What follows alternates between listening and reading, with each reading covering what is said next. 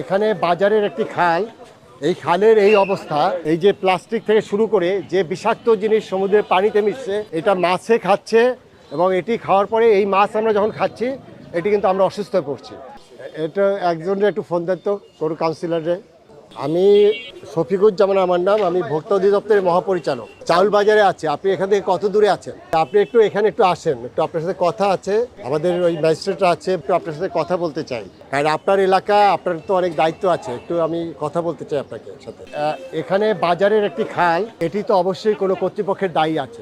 এটি একটি পর্যটন নগরীর হতে পারে না। টোটাল শহরটা নগর হচ্ছে মশা মাছির তৈরি হচ্ছে। এই খালের পানিটা এটা কিন্তু গিয়ে সমুদ্রে পড়ছে, আমাদের সমুদ্র দূষিত হচ্ছে এবং এটি খাওয়ার পরে এই মাছ আমরা যখন খাচ্ছি এটি কিন্তু আমরা অসুস্থ হয়ে পড়ছি। আপনাদের কাছে আমি স্বনির্বন্ধ অনুরোধ করছি, স্থানীয় জনপ্রতিনিধিদের দায়িত্ব, এখানে আপনারা জনসংযোগ করেন, প্রতিটা বাড়িতে নোটিশ করেন, সেই যে বাড়ি থেকে ফেলছে তাদেরকে আপনারা আইনের আওতায় আনেন। কারণ এভাবে আপনার একটা পর্যটন নগরী এভাবে দূষিত করা যাবে না। এখন আমরা সমুদ্রের দিকেও আমরা সমুদ্র ধ্বংস করছি, এটি আপনাদের দায়িত্ব। সেই ডিও লেটার অনুযায়ী আমি ডিসি সাহেবকে একটা চিঠি দিব, এটি 1 মাসের মধ্যে আপনারা এই খালে যেন সুপেয় পানির ফ্লো থাকে সেই ব্যবস্থা করবে। এখান থেকে প্রতিটা মানুষের কাছ থেকে চেম্বার উনি সাহায্য করবে, সম্পৃক্ত করে আপনারা এটা ম্যানেজ করতে হবে।